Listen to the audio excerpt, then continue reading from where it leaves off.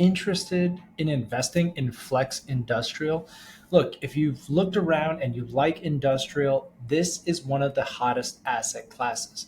But before you buy this asset class, you need to know how to underwrite. And in this video, I'm going to walk through a listed property on LoopNet, and it looks good on the surface. I'm going to show you the model. I'm going to fill it out as we talk. And then if you want to get this model, I'll post the link to download this model for free. Let's take a look at this property. It's called M&W Business Park. It's 6 buildings and $11 million. Okay. I know that might be a high starting price, but bear with me because the underwriting process is the same. Whether this building is $1 million or 11, the process is the same, and that's what I want to convey to you today. For people that don't know me, my name is Ron. I'm an attorney. I'm a commercial real estate attorney based in Dallas, but I'm also an investor. So I do a lot of videos like this where I show you how I underwrite properties, how I've sold $25 million worth of industrial for my own account. If you want to get started in industrial, watch this video to see how I value this Fort Worth product. All right, guys, so here we are. We said this deal is on LoopNet. It's the MW Business Park, 6 buildings at 11.5 million. And let's just kind of dig into it because I like these aerials. They give you an idea of the approximate number of rooftops. A lot of these flex tenants, they do serve residential households. And so this number of housing does represent potential clients. You've got an RV park next door. It's got covered and uncovered parking, but it's definitely kind of a weird residential area because this looks like a house. This looks like a house. This one's definitely a house. It's got a swimming pool. And that just kind of affects some of the uses that you can have. I don't care so much about proximity to these companies. You know, they've got Alliance. It's kind of funny. They got Amazon Prime Air. I don't even think they use that logo. Although I am doing a drone video over here, so check that out. Here we can see, you know, a little bit of a single pitch roof. I like this building. It has no penetrations. You're not going to have a lot of issues with leaking. On this building, for example, they've got a lot of fans, some type of ventilation, maybe a grease vent. This landscaping is not great. It's just dirt, which means that when it rains, this is just going to turn into mud and kind of leak out. It isn't full concrete. We like that better than asphalt. I'm looking at the doors here. The doors look pretty low. But overall, these buildings are metal buildings. It's R panel. It's beige. It's pretty tired. Here you get another shot. Common mailboxes, that's normal. I do like the monument sign up here. That's going to be really good leasing for your back tenants because people that don't want to be in the very far back of the center, they put their name on this monument sign and people driving by on the main road, boom, see the name and then they're willing to go to the back. Not a lot of glass. I'm looking at the frontage now. And so that's going to limit some of your quasi retail or showroom tenants because if they have customers coming in like for a wrap, they don't want to wait in kind of a dark area. They want to see more natural light in the front. These overhead doors do look low. Maybe they're like 10 feet, 12 feet. Really not a modern build where you're going to be at 14 minimum. And the width looks a little narrow. So I don't know if it's the height. It might be 12, but they do just look a little bit narrow, like 8 feet wide. So anything like a 10 by 12 would be better. Again, these lights look a little tired. Here's another shot. Again, this building has no rooftop penetration, so it's probably going to be great for leak. It's got a TPO product on it, a little bit of staining, but nothing too bad. I want to call your attention over here. This is a little fire lane spur that they had to install. Parking should be regulated better. Has nothing to do with how I underwrite necessarily, but these little spaces tend to get taken over by this NCAP unit, this Global Transport Solutions. They're going to park all in here just kind of by convenience, but you really shouldn't. If the fire marshal comes by, he's going to ding you for parking in the fire lane, and that can be a very hefty fine. So operationally, you don't want to allow this, but if I'm buying it, I'm not too worried. Here we can get another shot, more buildings, some minor roof penetrations, looks like little boot jacks. You know, we'd want to get a roofer on there to inspect, but overall the pitch looks kind of decent. Like this AC units here, it kind of tucks the condensers away from prying eyes. Normally they could be on this grass, but tucking them here in between is good. They've got like a French drain channel there, but this can be a good way to kind of keep them out of the full blast of the sun as well. Gets them some good shade. More aerials, top down. That's cool. This is the RV parking. This is the water detention pond, the runoff. So it looks like they've got a little concrete here. They've got a little bit of covered parking and a lot of uncovered. So there's a little bit of income potential if you feel like you could do more covered RV parking. Maybe you could lease this as storage to the flex tenants. It has a separate gate, which is really nice to have that privacy. So I'm curious what the numbers look like if you were to lease this out to a single tenant versus doing it by the bay for private RV. So great site plan. I love this one. Indication of 100% HVAC. So these units are all climate controlled. Maybe there's value add where you can renew these tenants and put some TI in to climate control their unit, and maybe you can get a rent bump. Potential for additional carve, right? There's always got to be meat on the bone. We're taking a lesson out of the multifamily guys. They're going to fix up a couple units and prove out the rents, and then say you can still make more money. You can still do value add if you cover more.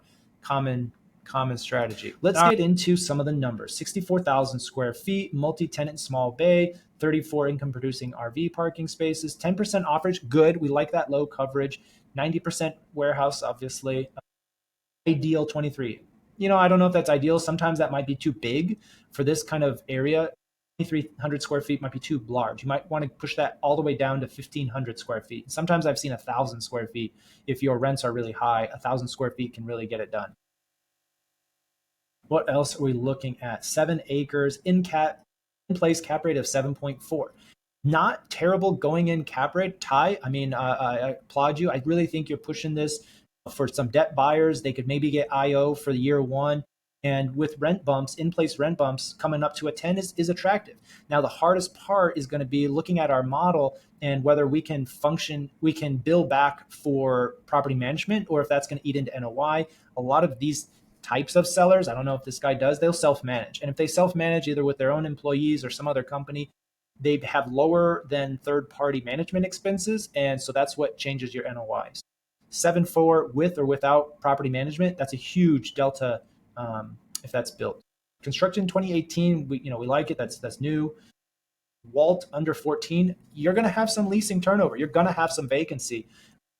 If they're in place is 12 and I don't know that you're going to get 19 for this building. That's pretty aggressive. So if they assume 16%, you could get to 10% by year 5. Again, that depends on management.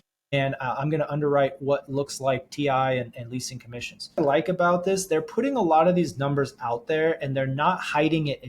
If anybody's underwritten flex industrial, you know that all of them say call for price, call for price, call for this.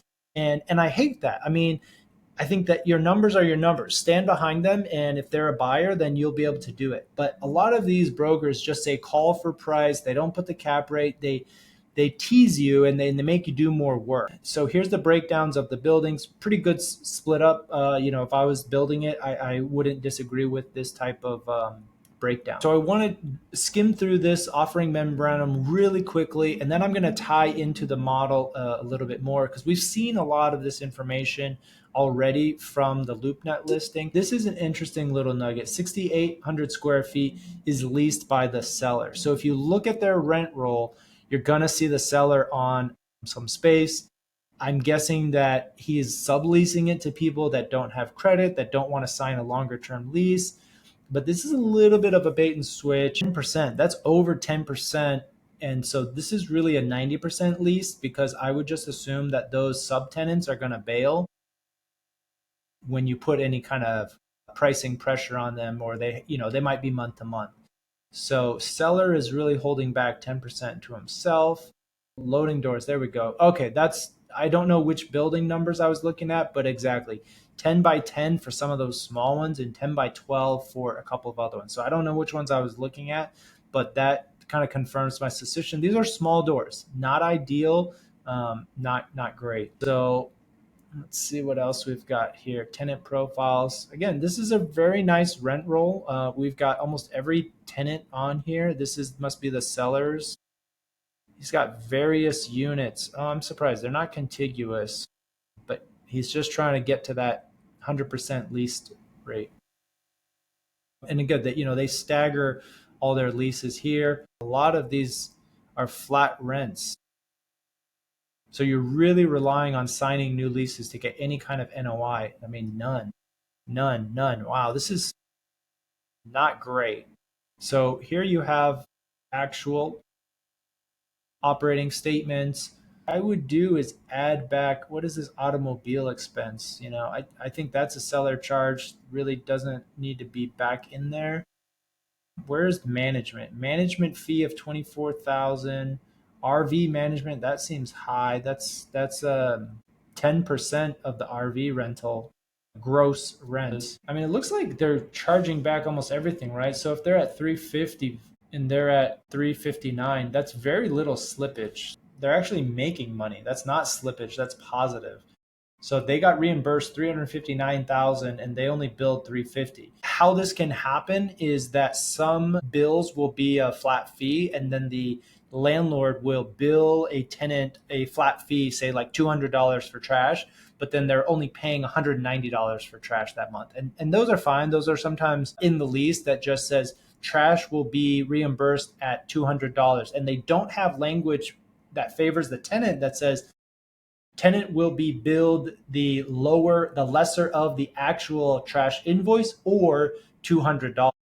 Instead, it just says tenant will be billed $200 a month for trash. So that's how they can actually make a little money on reimbursable areas. Insurance seems light. I'm shocked. I haven't seen an insurance estimate this low in a while. What does their cash flow projections look like?